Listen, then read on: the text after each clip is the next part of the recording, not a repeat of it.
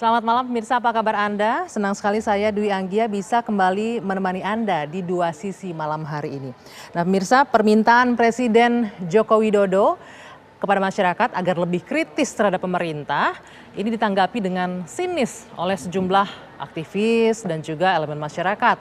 Mereka khawatir alasannya jika sikap kritik yang cukup kritis terhadap pemerintah ini akan berujung pada kasus hukum dengan dalih terjerat Undang-Undang Informasi dan Transaksi Elektronik atau Undang-Undang ITE.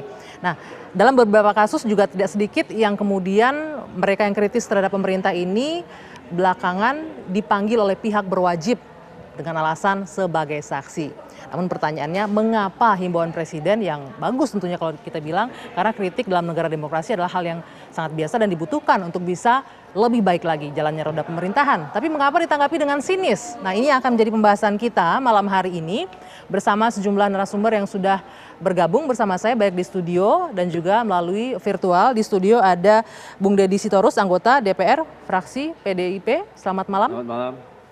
Dan juga ada Haikal Hasan, ini penceramah. Bapak Haikal, selamat malam. Assalamualaikum. Waalaikumsalam. Sehat ya semuanya? Sehat. Sehat. Ya, dan bergabung juga secara virtual ada Prof. Henry Subiakto, staf ahli Menkominfo. Selamat malam Prof. Henry. Ya, nanti kita akan berdiskusi mengenai yang sudah saya sampaikan di awal. Tapi sebelumnya saya akan mengajak Anda semua untuk menyaksikan tayangan berikut ini.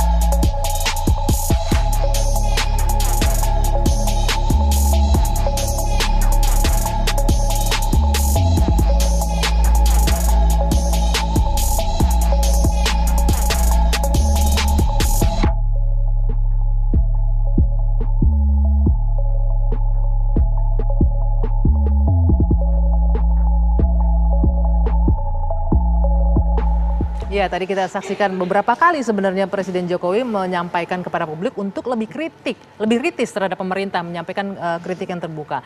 Nah, kita akan mulai perbincangan. Saya juga mengenalkan satu lagi narasumber yang sudah bergabung, Bung Mardhani Alisera dari politisi PKS. Selamat malam. Malam. Waalaikumsalam. Oke, saya langsung todong nih Bang Mardhani atau Bapak Haikal boleh sebelum ke Bang Deddy ya. Ini kan Presiden menghimbau agar masyarakat lebih kritis, silakan aktif mengkritik pemerintah. Tujuannya kan bagus dong ya untuk pemerintahan bisa berjalan dengan lebih baik lagi, kekurangan bisa diperbaiki. Nah tapi kenapa kalau kita lihat yang beredar sekarang di media malah justru jadi backfire gitu, banyak yang berbalik, wah malah ditanggapi dengan sinis dan lain-lain. Apa yang membuat ini terjadi? Iya karena indeks demokrasi kita turun. Beberapa lembaga survei menyatakan masyarakat makin takut untuk menyuarakan. Dan penggunaan pasal ITE, pasal 27, 28 Undang-Undang ITE, terus aja nih Ustadz Haikal mimpi aja udah bisa. Apa salahnya dengan mimpi itu? Nah jadi kalau kan mimpi nggak masuk dalam kritik terhadap pemerintah kan, itu lain hal. Iya, maksudnya dengan kasus ini, karena kalau dilihat yang mengajukan Ustadz Haikal dengan yang suka ngajukan tuh agak seragam gitu loh. Sama ini orang-orang laporinnya. Saya nanti Ustadz Haikal detail. Jadi intinya masyarakat disuruh lari tapi kakinya diikat.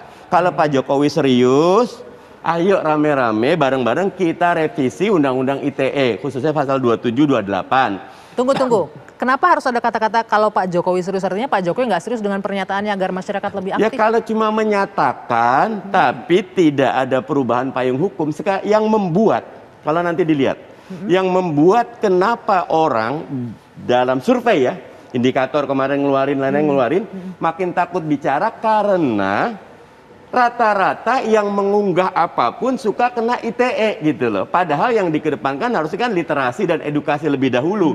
Undang-undang ITE ini membunuh demokrasi, khususnya pasal 27-28 tadi. Oke. Penggunaan ini harus betul hati-hati. Padahal awalnya ini undang-undang transaksi elektronik, tapi dikedepankan informasinya.